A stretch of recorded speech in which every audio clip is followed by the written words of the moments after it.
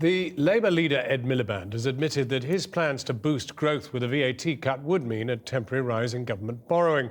But he says that by increasing growth, the deficit will come down more quickly in the longer term. There had been confusion over Labour's policy after Mr Miliband refused to spell out the details in an interview yesterday. Today, he was on the stump in Sussex, campaigning for Thursday's local elections. Our political editor Gary Gibbon caught up with him there. Nice to meet you too. Good to see you.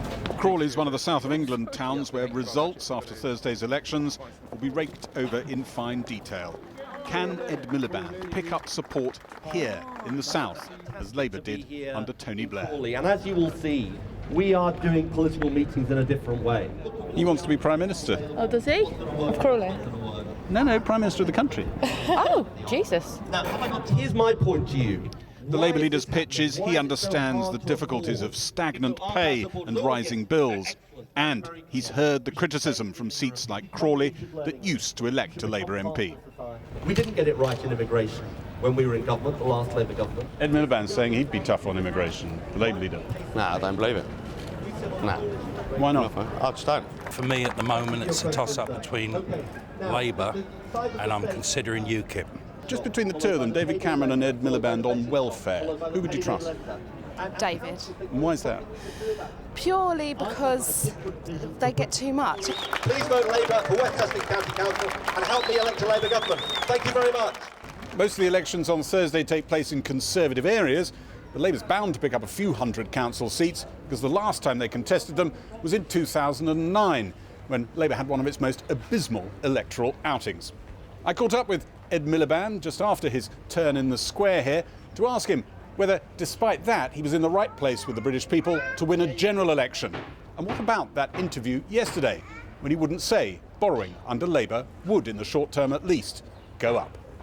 Now you've had a chance to sleep on it, the question you didn't want to answer a few times yesterday, short term, maybe even long term, but admittedly short term, borrowing would go up to finance something like a big cut in VAT, wouldn't it? Of course, yes, and we've said that actually before many times, a number of times. My point is this, that over, say, a 5-year parliament, I think this will be more effective at getting borrowing down in the medium term. It's true there'll be a temporary rise in borrowing. How temporary? But, well, look, that depends on how quickly the growth measures take effect. We've said, for example, a 1-year temporary cut in VAT, advancing investment in our infrastructure. The point is, let me just make this point. George Osborne said that in 2015-16, the current budget deficit will be eliminated, in other words, it will be zero. It's going to be £61 billion. It's not working. We're borrowing for failure. It's time to invest in succeeding as a country and an economy and get our economy growing. And it's not just me saying it, the IMF are now starting to say it, other people from around the world are saying it. So why wouldn't you say it yesterday? What was the underlying nervousness about admitting that short-term borrowing goes up? Is it because you don't think people trust Labour or they don't trust politicians? No, here's the point I was trying to make. I suppose I felt it was sort of rather a commonplace, but what I was trying to do was get across what would happen in the medium term, because I think, that's the point that we're trying to make to people. And you've made that point, and what I just want to be clear about, aren't you accepting, though, in that nervousness of holding back, that at the moment, and obviously you want to change this, the coalition have kind of won the argument a bit with the public. The public think borrowing bad. No, I think the coalition... And you think borrowing good in the short term in these circumstances? I think the coalition... Well, I think they're borrowing more, but I think... OK, we accept that. But I think the coalition are actually losing the economic argument. I honestly say this to you, Gary. Well, why didn't you have more confidence about talking about more borrowing? Look, sometimes you do good interviews, sometimes you do not such good interviews. I'm sure it's the same with you. Look, the reality is, I think, that 3 years ago, 2.5 years ago, people were going to say, well, let's give the coalition the benefit of the doubt. I don't think it's worked, and that's why we're proposing an alternative. If you think they've lost the argument, and that penny's dropping with people, presumably you're going to be pretty candid with us now and tell us you'd spend more than them in the next Parliament. You wouldn't accept the spending envelope that they're working to. No, what we're going to do is set out our tax and spending plans by the time of the election. election. I mean, it's fundamental to your belief that if things are as flat as they are now, you need to borrow more to make the economy Well, here's work. a really important point you've made. If things are as flat as they are now, that's why we're saying what we do in government now. But the general election is 2 years away. In the square just now, you said to the voters who are surrounding you, a few activists there as well, I spotted, we didn't get it right on immigration. Labour didn't get it right in government on immigration. Awful lot of people I spoke to out there, when I was wandering around the perimeters of that meeting, were saying actually they kind of wanted you to hear you say we didn't get it right on welfare. Do you accept Labour didn't get it right on I welfare? think we got everything right. I think we did some good things. I think they were talking about the big picture. It wasn't some micro stuff. They felt, on the whole, look, the welfare budget was too high. That's what they seem to be Well, certainly saying. it was too high once the economic crisis hit, and we should have done more. Let me just make this point. We should have done more earlier, and I've said this a number of times before. I think I said it when I launched my leadership campaign, to get people back to work who were on incapacity benefit, what's now ESA. That's why we proposed in government to say, let's test the people on employment support allowance to get them back to work. Is there a benefit now paid in this country which you would cut or cap? Oh, I think we want to cut the cost of unemployment. That's not quite what I'm asking. No, well, look, we'll set out our plans on that when it comes to the election. On caps, we've said that we are in favour of an overall benefit cap, but it's got to be done in the right way. But it's you got to be voted consistently well, hang on a against minute. the But let caps me of the coalition or abstain. Well, let me. You haven't swung in behind them, and just maybe make one point really, because it does affect. It does talk to what a lot of people seem to feel.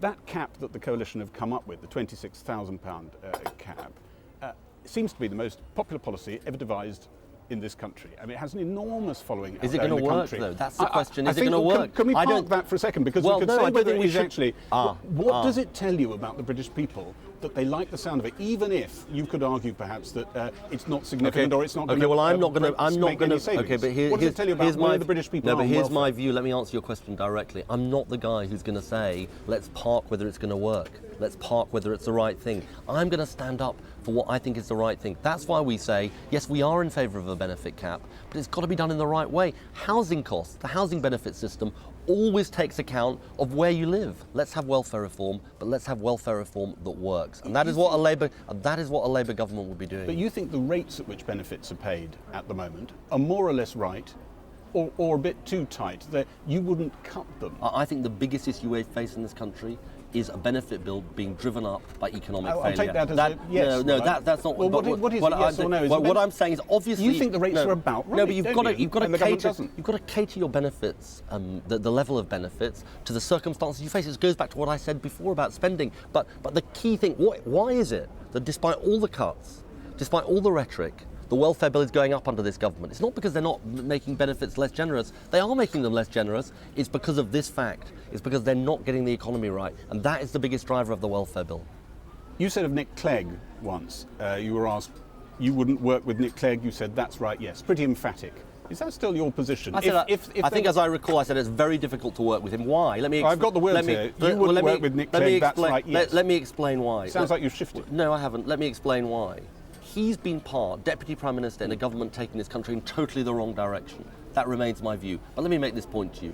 I want a Labour majority at the next election. And over the next 2 years, we're going to be in the sort of poker game about what happens if... and where are you in that game? Would you work with him? No, because what I'm going to do is set out our stall, fight our manifesto. But you emphatically said you wouldn't before. What I want is a Labour majority at the next election. You have some very happy chats in your office. You come together on quite a few things. Look, I admired the stance he took on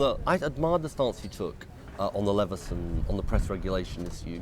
But it doesn't mean I don't disagree. I do disagree with many of the other things that he's doing and stands for. If he was still the leader and coalition was on offer, I'm not getting into it, Gary. You'd want his head on a plate. I'm not on a platter. I'm not getting into it. I want a majority Labour government.